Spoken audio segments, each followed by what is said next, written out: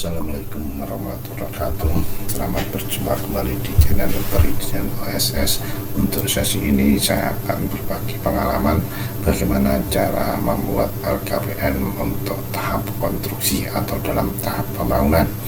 Jadi perusahaan yang sudah mendapatkan nomor induk perusahaan diwajibkan untuk melakukan pelaporan setiap triwulan atau 3 bulan sekali, paling lambat tanggal 10 untuk tahapan berikutnya, bulan berikutnya.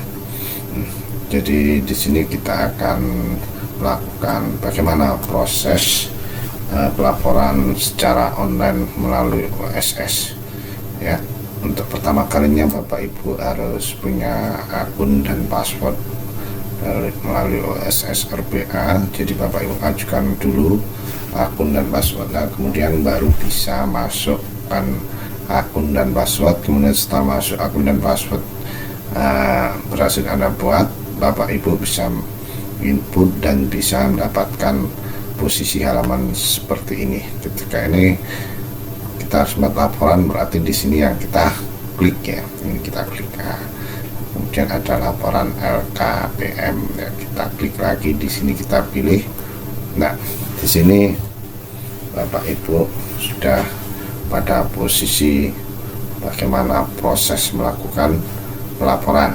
Ya, di sini daftar laporan kegiatan penanaman modal atau LKPM non UMK. Kemudian di sini Bapak Ibu bisa melihat siapa nama pelaku usaha, biasanya berbentuk PT atau koperasi atau yayasan, kemudian NIB-nya. Kemudian ini Bapak Ibu bisa klik di sini kalau membuat pelaporan. Kemudian Bapak Ibu, untuk perusahaan yang sudah melakukan laporan, berarti data Bapak Ibu sudah tercantum dan bisa dicari di kolom ini, ya, dimasukkan di kolom ini sehingga nanti bisa muncul. Karena apa? Karena setiap laporan ini kalau masih dalam tahap pembangunan biasanya akan berlanjut karena harus ditambahi biasanya namanya kegiatan pembangunan suatu usaha itu tidak bisa berjalan hanya 1-2 kali triwulan, tetapi bisa beberapa tahun, ya, mungkin bisa lebih dari 2 tahun untuk tahap konstruksinya, tapi itu tergantung dari kegiatan yang akan dilakukan. Di sini ada beberapa kolom, ya. Jadi nomor tanggal laporan, jenis laporan, daftar kegiatan, tambahan tenaga kerja, tambahan realisasi investasi, status dan aksi, ya. Nah, di sini kita lihat ternyata belum ada data, berarti masih kosong, berarti perusahaan ini belum melakukan pelaporan, ya. Jadi ini kemudian kita klik, ya, ini di sini muncul. Jadi pelaporan itu harus dilakukan setiap 3 bulan sekali. Jadi kalau Januari sampai Maret, pelaporannya dibuat di bulan April, paling lambat tanggal 10 April. Dan laporan itu berdasarkan LKPM. Jadi kalau NIB-nya punya 1 KPLI, berarti Bapak Ibu hanya melaporkan 1 laporan. Kalau 2, kalau 3 berarti 3. Dan kalau ada beberapa lokasi, berarti setiap lokasi harus dilaporkan tersendiri. Ya, di sini ada di perusahaan yang kita akan buat, ada kebetulan ada 3 KPLI, 1, 2 dan 3. Ya, 3 ini ada 3.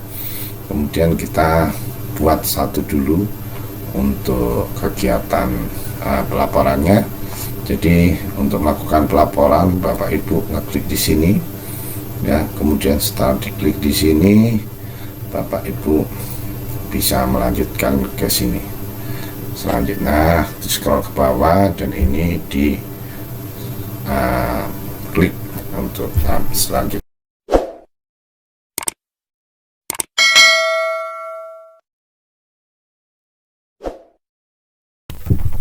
Untuk selanjutnya Bapak Ibu bisa klik dari setelah scroll ke bagian bawah, selanjutnya ini diklik ya.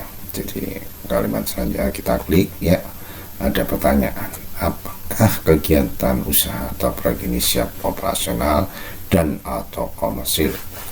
Nah, ketika perusahaan ini sedang membangun atau dalam tahap pembangunan, berarti perusahaan ini belum siap untuk melakukan komersial. Jadi kita klik tidak, karena ini dalam konstruksi atau dalam tahap kita klik tidak, klik. Nah, selanjutnya Bapak Ibu bisa melakukan pelaporan LKPM. Di sini LKPM tahap konstruksi triwulan 2 tahun 2022. Nah, ini paling lambat dilaporkan di bulan Agustus tanggal 10 atau 10 hari di bulan Juli, maaf ya, di bulan Juli tanggal 10 Juli paling lambat. Ya, itu peraturannya seperti itu. Kemudian di sini Bapak Ibu bisa melihat rencana penanaman modal ini yang Bapak Ibu isi melalui permohonan OSS di NIP-nya, pengisiannya itu di nomor induk berusaha. Sebelum keluar Bapak Ibu harus ini, kalau ini memang kosong berarti kosong. Kemudian di sini adalah yang tambahan realisasinya yang harus kita buat ya. Data ini biasanya Bapak Ibu harus bekerja sama dengan bagian keuangan untuk memperoleh data ini, dan data ini dilaporkan sesuai dengan harga perolehan atau harga at cost ya, harga perolehan. Jadi nanti Bapak Ibu kerjasama dulu dengan bagian keuangan, datanya berapa, input di sini ya. Setelah input, kalau ini mau kosong berarti mungkin sewa ya bangunannya.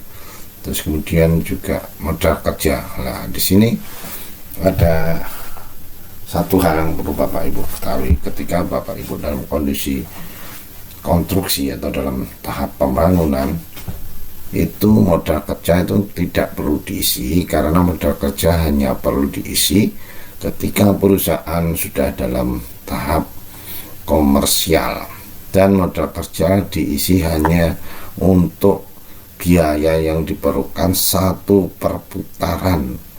Jadi biasanya kurang lebih biaya operasional untuk masa 3 bulan ya.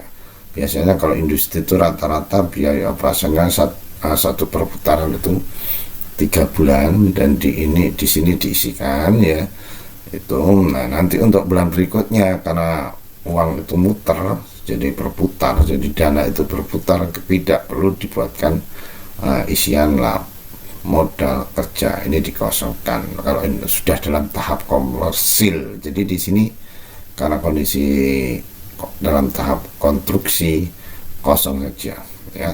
Untuk selanjutnya langkahnya ada sebagai berikut. Nah, ini dimintai data ini. Kalau ini kondisinya untuk industri, mesinnya yang dalam negeri, luar negeri, impor, pakai fasilitas atau tidak, harus Bapak Ibu input. Kemudian setelah itu dicek. Nah, ini misalkan saja ini. Nah, kemudian simpan. Kalau sudah betul disimpan. Nah, kemudian kalau itu sudah disimpan ya, di sini ada langkah selanjutnya adalah pencatatan tenaga kerja. Ini perencanaannya, ini tambahannya ya. Jadi ada yang laki, ada yang perempuan, input aja sesuai dengan kondisi yang ada. Nah, setelah selesai di input, nah ini kemudian ada tenaga yang lokalnya berapa tenaga asing ya, ini nanti jumlah keseluruhan tertotal secara otomatis ya, jadi nggak perlu ini. Nah, ini tenaga asingnya harus diisi kalau ada, kalau tidak ya tetap kosong aja. Nah, kemudian kalau ada permasalahan di sini diisi dengan klik ini. Kemudian ini juga Anda perlu memberikan penjelasan. Setelah itu klik simpan ya. Ketika disimpan, setelah itu disimpan, setelah dicek betul, kemudian Bapak Ibu bisa melakukan langkah selanjutnya. Di sini nama petugas, biasanya bagian humasnya adalah HRD, misalkan namanya ini ya, namanya kemudian nomor petugas, email yang itu, kemudian kita mengatakan bahwa informasi yang diberikan adalah sudah betul ya. Untuk selanjutnya kita bisa kembali atau simpan sebagai draft, kemudian pratinjau. Pratinjau ini adalah untuk melihat bagaimana laporan yang sudah, isi laporan yang sudah kita buat. Bisa kita klik, tampilannya seperti ini. Nah, ini pratinjau, jadi LKPM-nya dalam tahap konstruksi seperti ini, muncul di sini ya. Isi-isinya Bapak cek lagi, memang kalau sudah betul ya, sudah betul, ini berarti setelah dipratinjau betul, kemudian dikirim laporannya ya. Kita kirim atau kita kemudian bisa kembali dulu untuk melihat apa. Kalau setelah kita kirim ya kita kirim, kalau kita kembali nanti kondisinya seperti ini.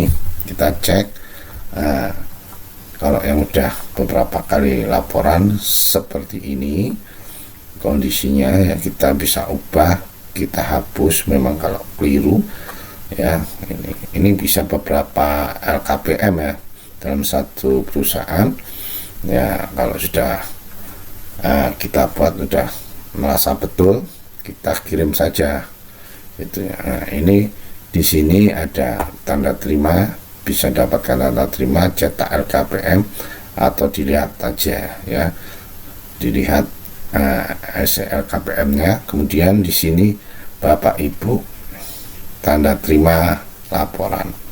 Kalau sudah itu kita klik kirim tadi, tanda terimanya seperti ini. Itulah proses dari pengajuan LKPM untuk dalam tahap konstruksi. Semoga bermanfaat bagi para pengusaha sekalian. Wal taufiq wal hidayah. Assalamualaikum warahmatullahi wabarakatuh.